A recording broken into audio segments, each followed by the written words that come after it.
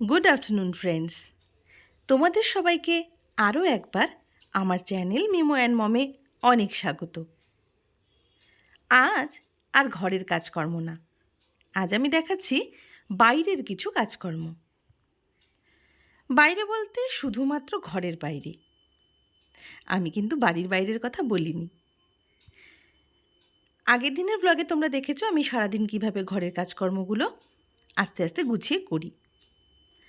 তবে আজকের ব্লগে আমি সকাল সকাল ঘরের সমস্ত কাজকর্ম সেরে নিয়েছি। তো স্নান করার আগে আজ একটু আমার গাছগুলোকে স্নান করাতে হবে, কারণ বেশ কিছুদিন হয়ে গেল বৃষ্টি হচ্ছিল, তাই এই গাছগুলোকে আর বাইরে বের করা হয়নি। যেগুলো ইনডোর প্ল্যান্টস আছে ওগুলো তো সবসময় ঘরেই থাকে, তবে মাঝে মাঝে আমি ওদেরকে একটু রোদ লাগানোর জন্য বাইরে দিয়ে দিই। তো আজ আমি সেটাই করেছিলাম। দুপুরবেলায় জল দেওয়াটা ঠিক নয়, তবে রোদে যেহেতু কিছুক্ষণ রেখেছিলাম পাতাগুলো একদম নেতিয়ে পড়েছে, তাই এগুলোকে একটু জল দিয়ে ভিজিয়ে নিচ্ছি। আজ আবার টব চেঞ্জ করা এই সমস্ত কিছু কাজও রয়েছে। তো তোমরা দেখেছো যে আমি যখন এই গাছগাছালির কাজকর্মগুলো করি তখন কিন্তু মিমোকে আমি এসবের মধ্যে একটু ইনভলভ করি। তবে আজ বাইরে যেহেতু ভীষণ রোদ, তাই মিমোকে আর এগুলোর মধ্যে হাত দিতে দিইনি, কারণ সমস্ত কাজগুলো আমাকে আজ খুব আস্তে ধীরে করতে হবে। ওই মাটিগুলোকে খুঁচিয়ে দেওয়া, তারপর 2-3টে গাছে সার দিতে হবে, কিছু গাছের টব চেঞ্জ করতে হবে, এই সব আর কি। তো মিমো এগুলোতে হাত দিলে শুধু শুধু নোংরা হবে। ও স্কুল থেকে ফিরেছে, বেশ কিছুক্ষণ হলো, ওকেও স্নান করাবো। তো যেহেতু ওকে আজ আমি কাজগুলোতে হাত সেরকমভাবে দিতে দিইনি, তাই ওকে সামনে বসিয়ে রেখেছি যাতে ও কাজগুলোকে মন দিয়ে দেখে। এইভাবেই তো ধীরে ধীরে বাচ্চাদের মধ্যে গাছের প্রতি ভালোবাসাটা তৈরি হয়। আর তোমরা তো দেখেইছো আমি ওকে টুকটাক গাছ লাগানো, গাছ যত্ন করা এইসব একটু একটু করানোর চেষ্টা করি। তো যাই হোক, গাছ শুধু রাখলেই তো হবে না, এদের যত্নও তো করতে হবে। যদিও খুব একটা যত্ন আমি করতে পারি না, হয়ে ওঠে না। তো এবার ভাবছি কিছু ফুলের গাছও লাগাবো। আসলে জায়গাটা একটু ছোট, তাই জন্য খুব একটা বেশি গাছ লাগানো এখানে সম্ভব নয়। তো এইভাবেই ঘরের কাজ বাইরের কাজ সবটা নিয়েই আমার সারাটা দিন কাটে।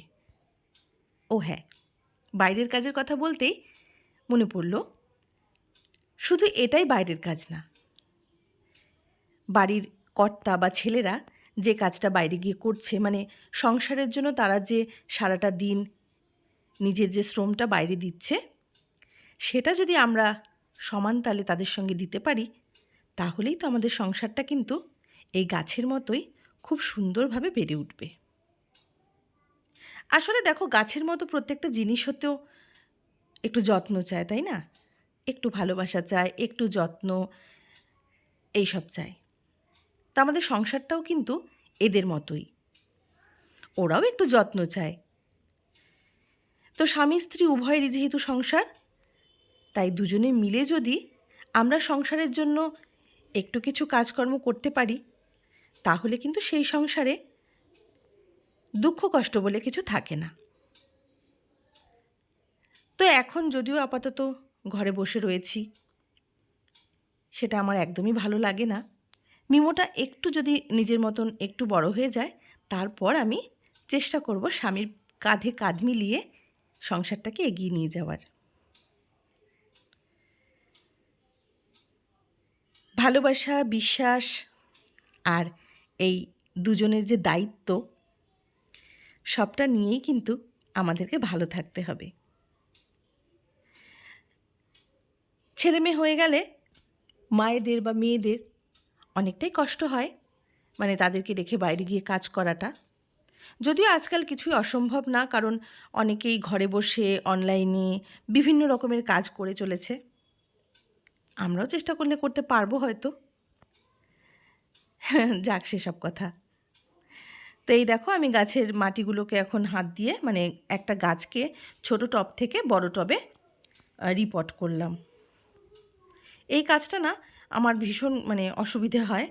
তো বেশ কিছুদিন হয়ে গেছে এই অর্কিড প্ল্যান্টটা নিয়ে এসেছিলাম। তো আজ করি কাল করি করে করে বেশ অনেকটাই দিন কেটে গেছে। তো আজ দেখছি যে আজ রোদও উঠেছে আর আমাকে এই কাজটায় নামতেই হবে, না হলে গাছগুলো নষ্ট হয়ে যাবে। তো এই দেখো, এটাকে আমি ছোট টব থেকে মানে যেভাবে কিনে এনেছিলাম চেঞ্জ করে এই পটে দিলাম। তো আজ এইটুকুই ভ্লগে থাক, দেখা হবে পরের ভ্লগে।